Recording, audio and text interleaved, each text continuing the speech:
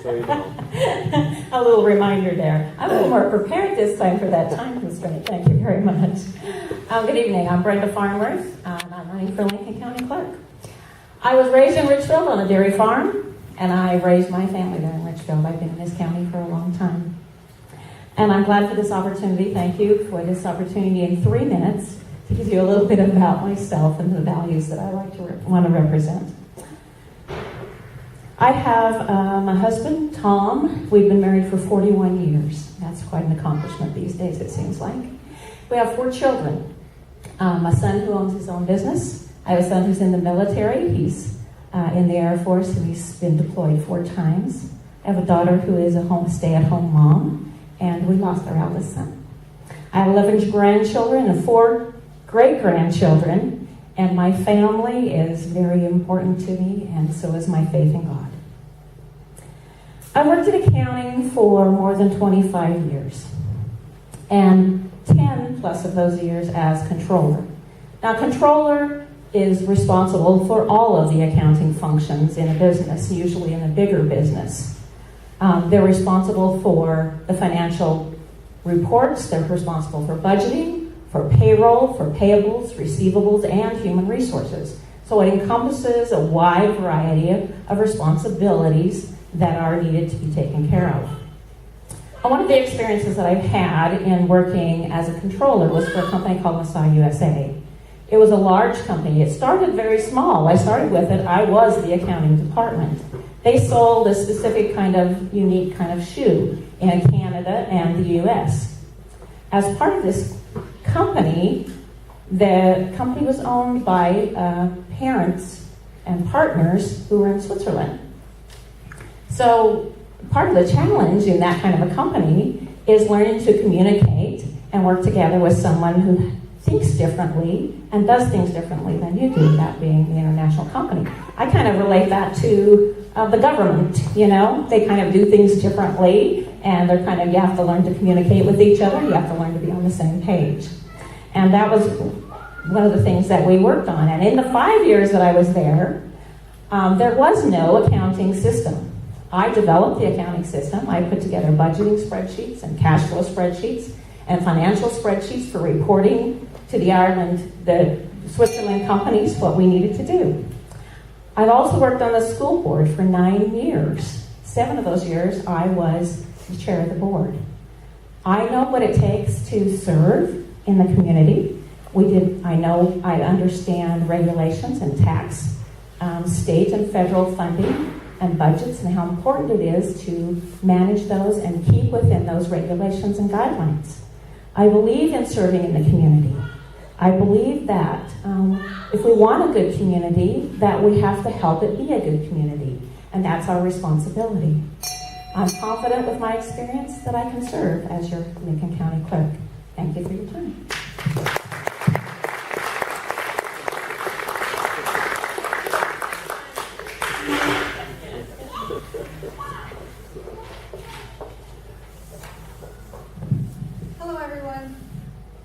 Oh, here's a mic.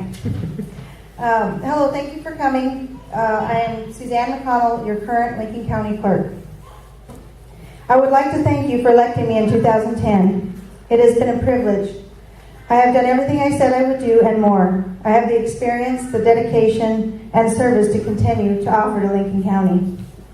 Here are some of the reasons you should vote Suzanne McConnell, your Lincoln County Clerk. I had a clean county audit, the first in over 6 years. I have utilized grants and dedicated funds to implement programs that improve service and save local tax dollars, approximately $37,000, and will continue to do so in the future. I have implemented a risk management program and saved the county approximately $5,000 off our insurance premium in the last 2 years. I have made great relationships with our legislators, Idaho Association of Counties, and other organizations that fight for local government. This is beneficial because we strive for the same things: less mandates and lower taxes. I take my job seriously. I make hard decisions every day. I never base them on how popular they will make me, but in the best interest of Lincoln County. Why? Because I work for you. My door is always open. I invite you to come see for yourself. I am always happy to answer any questions you may have. Right now, I have a great team who is productive, serviceable, and cares about Lincoln County. We work hard and have made a tremendous amount of progress in the last 3 years. To change the dynamics now would be costly to the people of Lincoln County because I already know my job, and this job cannot be learned overnight. Vote Suzanne McConnell so I can continue saving tax dollars and moving forward. I appreciate your vote on May 20th at the primary election. And thank you again for coming. Have a great evening. I'm sorry I'm parched, but Rusty Parker brought me a cup of water. But the cup had dirt in it, so I didn't drink much of it. So thank you. Suzanne, you have the first question. Okay. And then we'll let Well, you. can I get a drink of water first? Sure. The first one's free, the second one costs you $50. And your time's clicking already. Well, hopefully it wasn't poison. Oh, thank you. Starting to squeak.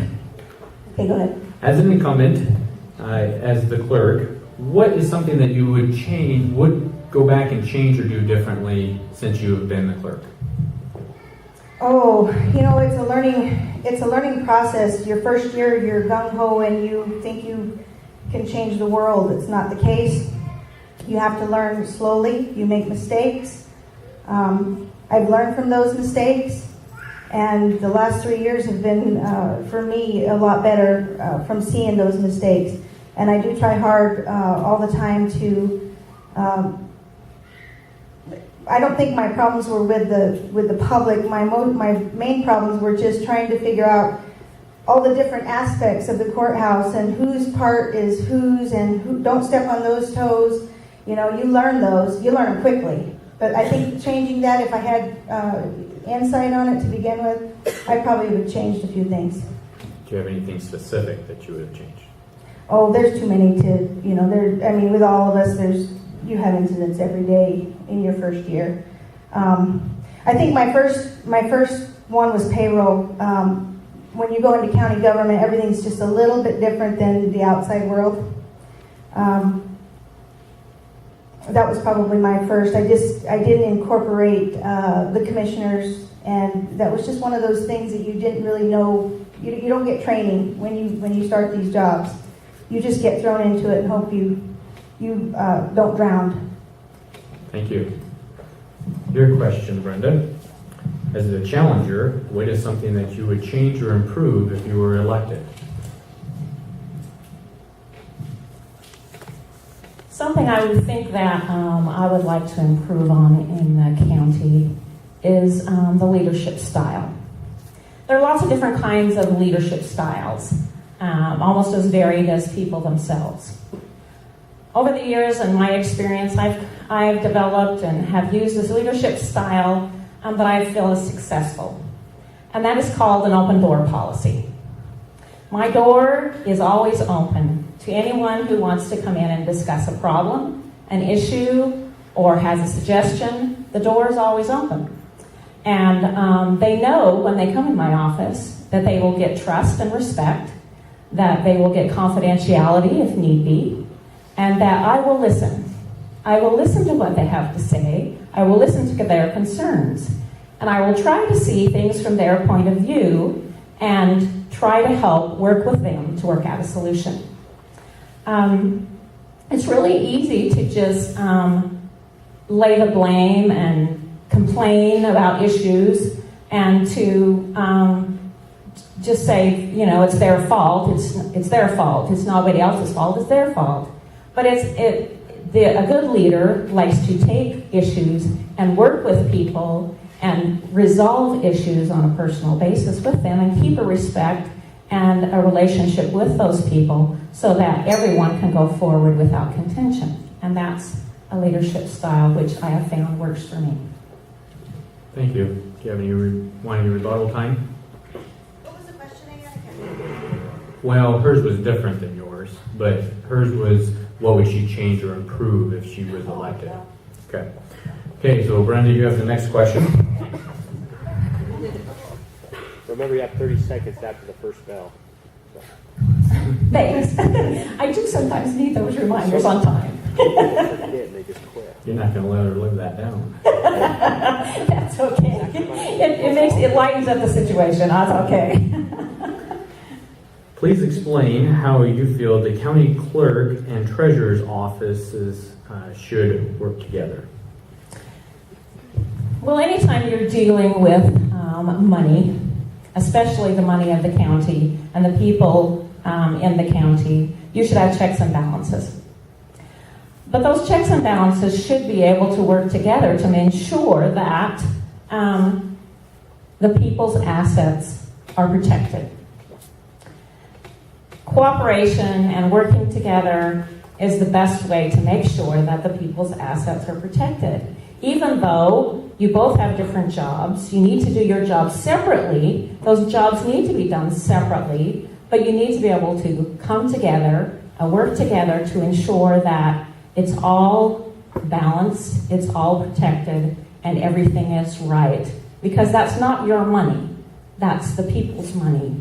And it's our responsibility to safeguard that asset, to make sure that it's right. Thank you. Suzanne? You want the question again? Oh, is it okay? Yeah. Explain how the county clerk's and treasurer's offices should work together. Definitely what Brenda has said there. We have got to safeguard the county's financials. And checks and balances is so important because if you're doing your job in each office, there's no room for flaws. There's no room for embezzlement. There's no room for any of those type of things that can happen. So it's very important for the clerk and the treasurer to work together. That does not mean you have your own jobs and you have to stay, within your own offices. But you do have to communicate when there's a problem arises and you, for some reason, don't balance to figure out what the problem is. So yes, I do agree that we do have to try to keep a good relationship. Thank you. You want any rebuttal time? Okay. Next question, Suzanne.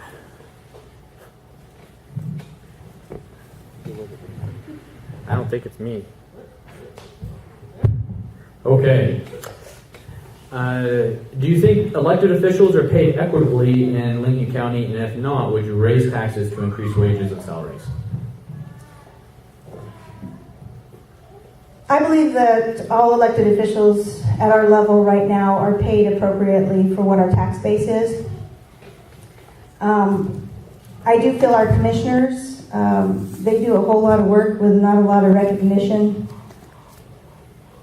I think theirs could probably, I don't know that I'd raise taxes, but I think that's a discussion that people need to consider because you can't always get commissioners that are able to serve and keep a full-time job because then they are not able to do the job they need to do for this county.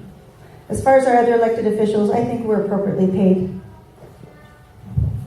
Brenda, same question. I'm not familiar with all the salaries of the county, so that's a little bit difficult for me to say, but I can talk to the salaries that I've looked at. It's easy to go someplace else and make more money, especially if you go north. You can always make more money, so there's always other opportunities. But I think the people who work in elected positions don't do it for the money. They do it because they feel like they have something to contribute, something to offer, or something that they can help with, maybe in the experiences that they have had and the skills that they have learned, that they have something to offer, not for the money, but because they want to. I have looked at some of the salaries, and I think I agree that for the salary base, the asset base that the county has, that they are paid equitably. And I don't think it's reasonable to ask taxpayers to pay more so that we can earn more. Thank you. You want any rebuttal time to that question? Okay. So Brenda, you. Sorry. And the microphone. It's game to hand the microphone. It is. Yeah, this is a question that's come in. It's come to your attention that there has been a payroll error reoccurring for several months and it involves another elected official's department. How would you resolve this issue? Usually if I come across errors, which happens from time to time, people are not perfect, we make mistakes, we make errors, we're all human.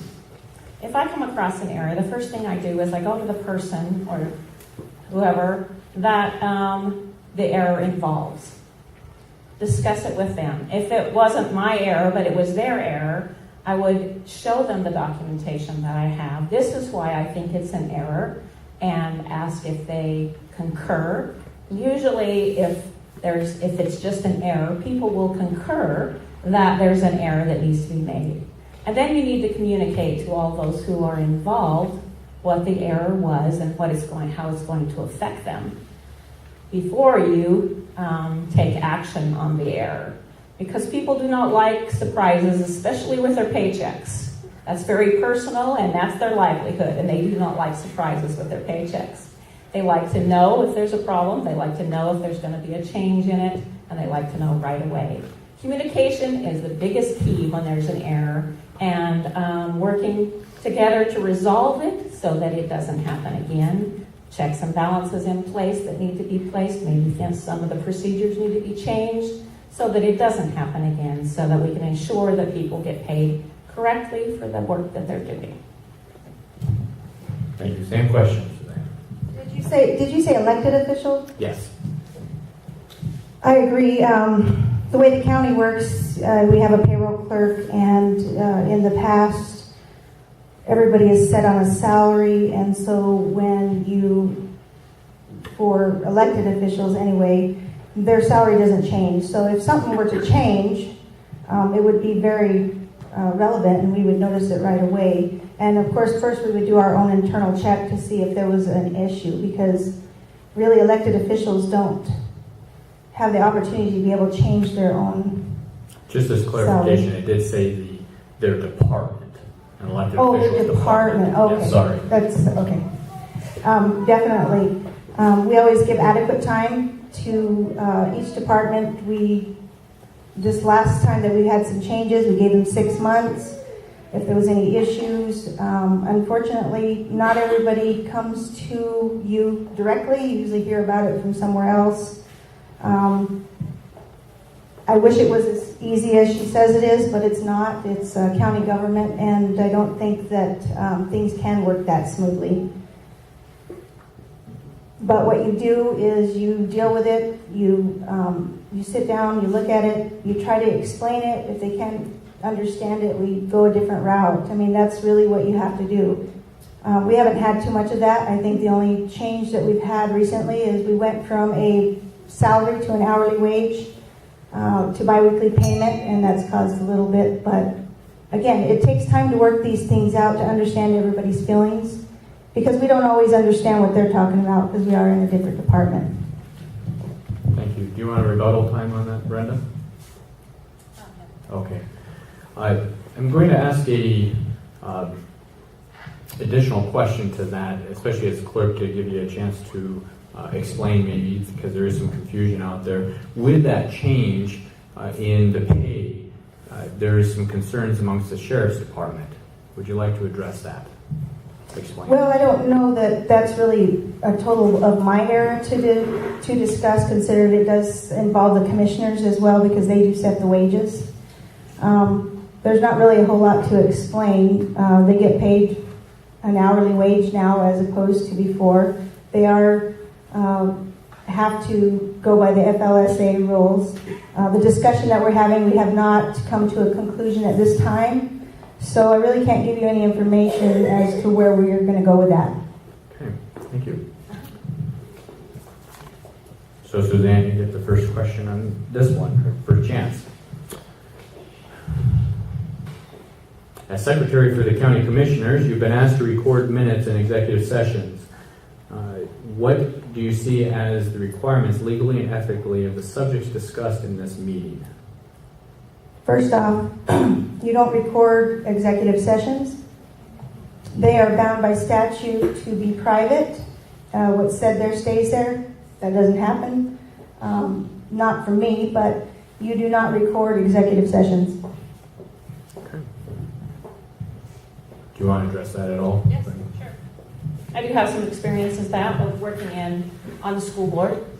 Executive sessions are a very important part of boards and the meetings that go on, because usually it's an issue that's very sensitive. Many times it's an employee issue, and they're very sensitive issues. And executive sessions are to protect the innocent and to protect those who might be harmed or and otherwise injured by some of the discussions that might take place. It's very, very important that those who are involved in executive sessions keep those confidences. The information that's shared there and the discussions that go on is private, and it should be kept in confidence. It should not be discussed outside of an executive session. It's not for public ears, and it's not for recording. I agree, it doesn't get recorded, but I've had many experiences with executive sessions of working on the school board, and they're very important, and they need to be kept confidential. Thank you. Do you want any rebuttal time on that? Sure. Okay. I agree with her. I think that unfortunately the open meeting law and executive sessions get violated all the time. It is unfortunate, but when you invite a party of the public in, or they don't understand that rule, they don't work like we do every day in knowing these statutes. So when you get a party of the public in, you can tell them that, but they don't really understand it. So sometimes that does get broken.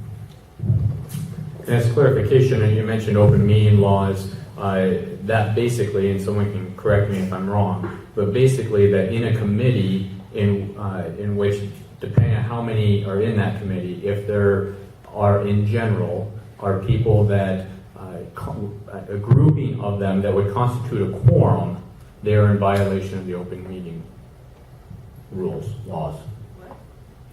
So let me give an example, maybe clarify. So if there's 3 in a committee and 2 of them are meeting separately without the third, and is not a posted meeting, then that is in violation of, in general, I know that there's exceptions, but in general that's a violation of the open meeting laws. Definitely, but you can't expect, and that usually falls into the commissioner's game area, because they do have to work together a lot, and you can, as we've talked to different organizations, ICRIMP and IAC, they've always told them they still have to conduct business. They will be seen together. Normally it's to finish a construction project, or maybe it's something, but they do have to, in general, see each other every once in a while and be together without being posted. So there are some. Absolutely, that's why there's some. Yeah. Okay, thank you. Okay, last question. And the pie's are already eaten, so you can leave as soon as we're done, I guess. You're going to leave me any? In recent years, not uncharacteristic for public officials, there have been a number of lawsuits in which the county has had to defend through ICRIMP, their insurance company. What would you do to reduce that, to ensure that ICRIMP does not increase premiums because of them or drop the county because of them? You first? Yes. Well, the most important thing is prevention. You need to prevent those lawsuits from happening. And there's a way that prevention happens. It's by policies and procedures and regulations. There's a reason that policies, procedures, and regulations are put into place. And that's to govern the actions of those in a workplace, in a committee, in a board, whatever. There are rules and policies and regulations that are put there to protect you and protect everyone, so that those lawsuits do not happen. That is the most important thing, is to know the policies and procedures, to make sure that policies and procedures are followed. The other thing is to make sure that everyone is treated with the respect and the common courtesy that they are entitled to as a human being, and that you do it unilaterally, not just to someone who you like, but you have to do it to even those people who rub you wrong. And there are those people who in your workplace who sometimes rub you wrong. But you still have to give them common courtesy and respect, and they are entitled to their opinion and you're entitled to yours. But the most important way to protect from lawsuits is prevention, and to train employees and others involved in those policies and procedures so that they too can help prevent those kinds of actions from taking place. Thank you. Suzanne, same question. Again, lawsuits are going to happen.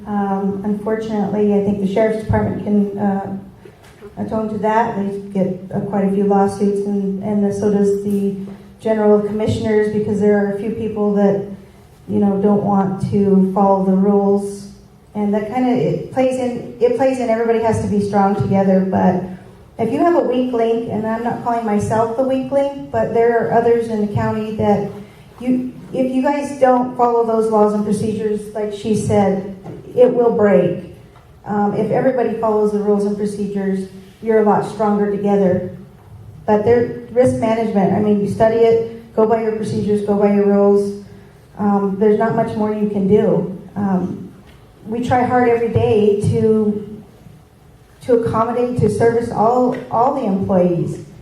But when you have some type of an incident going on, I've been told that, of course, some of you have seen the ads in the paper. Should I defend myself or should I not defend myself? Well, it's county government, and I'm going to do my job and do my job hard, and I'm going to work hard, and I'm going to enforce all the rules and laws that I'm supposed to. But in the end, you don't have control of everything. You will never have control of everything. But working together and trying to do the right things, that's where you go. iCrimp is, it's a big company. We're not going to get dropped today or tomorrow, and we do not want lawsuits, but you're going to have them. It's inevitable. You want your rebuttal time? I would like just a moment of rebuttal. I think inevitable is, how do I put this gently, is a cop-out. I think there needs to be conscientious effort of intervention. If there are issues that are going on that are constantly being brought as lawsuits, then someone needs to look at those issues and there needs to be some intervention. Something needs to change. If there's lawsuits, there's a lawsuit because somebody's being offended, or somebody doesn't feel like they're getting treated fairly, or they do not feel like they're being serviced the way they should. And so there needs to be some kind of intervention, maybe some training, maybe some counseling, but there needs to be some kind of intervention. It's a typical thing of business. If you look at your insurance policy and you look at what causes you the increase in premiums, you go about intervening those issues, correcting those issues so that you do not get an increase in insurance policy premiums. Everybody should be trying to protect the financial assets of the business or the county by making sure we don't spend money we don't have to. And that is one of the places that you can save money. There's not a lot of places that you can cut money or save money, but insurance premiums are one place where it's manageable. You can do something about it. Thank you. If you look up the records, not everybody took that risk management program. So we work hard in risk management, and we'll continue to work hard. But I do thank you all for your time. I'm not the best speaker. I work hard for this county. This kind of felt like a one-sided debate tonight, but I appreciate you being here, and I will continue to work hard and do the right things and follow statutes. And I just appreciate that you vote for me on May 20th, and thank you again. Thank you. Rest of the 2 minutes ready. Thanks for the reminder. In conclusion, also, I've had a wide area of experience in financial management, protecting financial assets, and that's a big part of the county clerk's job, is the financial assets of the company, budgeting, cash flow management, financials, making sure that the numbers are right, The commissioners can't do their job right if they don't get right numbers. And the treasurer can't do her job right if they don't get right numbers. It's a very important part of the job, and I have huge experience in that. In not only managing it, but setting up procedures to monitor it better than when I came in. I have experience in working with communities in the school boards. I loved working on the school board. I loved having the opportunity to serve and try to make a difference where I thought that I could. I think you have to remember that to try to look outside the box. Is there something outside? Is there something somebody else is doing that's better? Is there something that somebody else does that works better than what you do? Look around. See what's working for other people. Go to your Idaho associations and find out what other people are doing. What are they doing that works for them? It's important that you don't just sit still in a job, that you look and you work to make it better. And that's what I've always done in the jobs that I have had. I've always looked at places where I could make it better, places that I could make it work better, that I could make things work smoother, that I could cooperate with people. And I enjoy working with people. I've always had an enjoyable relationship with the employees that I've had and the coworkers that I've worked with in over the 25, 30 years I've been in the accounting business. I would love to be your county clerk, and I ask for your vote on May 20th. Thank you.